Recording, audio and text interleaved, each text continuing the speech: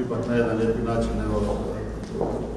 uđemo u ove naše nove. Apsolutno, zato sam sretan što smo uspjeli, da tako kažem, naći načina završiti ovaj zbilja veliki projekt obnove ne samo ove dvorane, nego svih ovih prostorija ovdje sa gradom Pulom, sa Politehnikom i na taj način omogućiti studentima da imaju bolje uvjete za rad.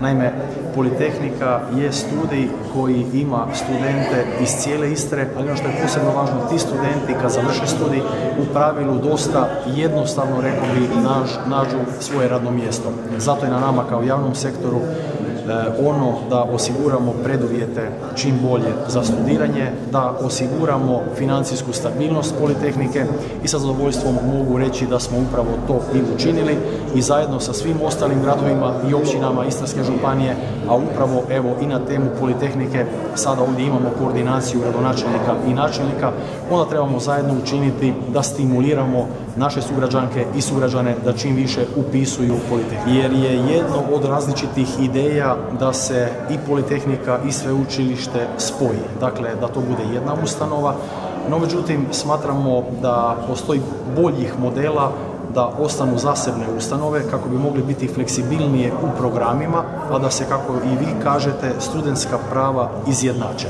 To je ono što očekujem da i ministarstvo prepozna i vjerujem da i hoće, s obzirom da svaki student koji dođe studirati u Pulu u stvari je jednako vrijedan.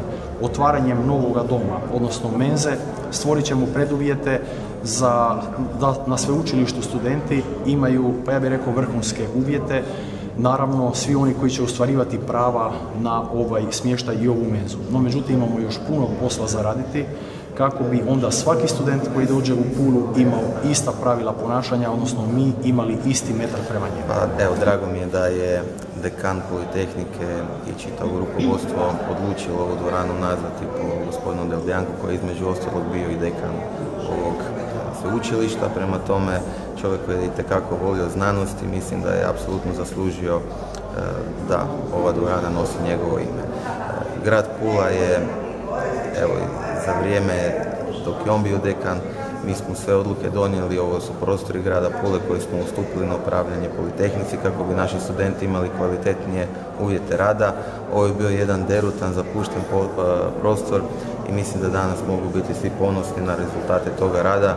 Upravo je gospodin Delbijanko svojim radom u najvećoj mjeri doprinio da danas možemo otvoriti. I možda je problem što je sve predugo trajalo, jer je sve skupa je trajalo gotovo 5 godina. Radi se o ovom prostoru gdje se sad nalazimo na adresi Riva 4, koji je u vlasništvu grada Pule, gdje je utrošeno u tom vremenskom razdoblju oko 4,5 milijuna kuna. Glavni prostor je ova svečana dvorana i ona je i glavni izvor troška, gdje su nas nešto zbog nalaza restauratora, to je malo duže trajalo, malo više koštalo, ali vjerojatno je i malo ljepše. Mislim da je funkcionalno, znači ovo je dvorana za 77 mjesta, koristit će se normalno u nastavi Politehnike, a dalje u dubini prostora dobili smo jedan informatički laboratorij sa 16 radnih mjesta i u toj cifri je i kompletna oprema, znači tako dobili smo nekoliko 3 kabineta za nastavnike i dobili smo jedan veliki laboratorij za sve tehničke predmete i fiziku. Ukupna vrijednost ove investicije sada je oko 4,5 milijuna kuna. Ona je složena, je konstrukcija tako da je Politehnika digla, to vam govorim sve u tom razdoblju od 4 godine, digla 2 kredita u iznosu 4 milijuna kuna, a da je nedostajućih 500.000 nadomjestio grad Pula, s obzirom da je to njegov prostor i to je otprilike bilo onoliko koliko su restauratori ovako prouzročili dodatnog troška.